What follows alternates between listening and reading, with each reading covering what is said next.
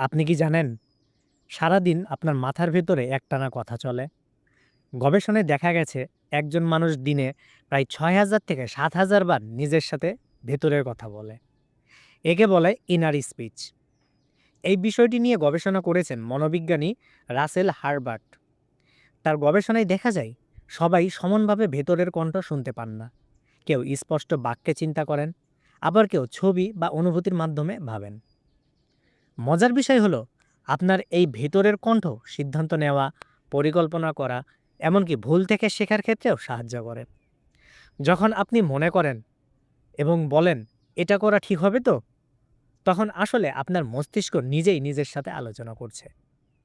তবে অতিরিক্ত নেতিবাচক ইনার স্পিচ আত্মবিশ্বাস কমিয়ে দিতে পারে। তাই বিশেষজ্ঞরা বলেন নিজের সাথে ইতিবাচকভাবে কথা বলার অভ্যাস গড়ে তুললে মানসিক স্বাস্থ্যের উন্নতি হয়।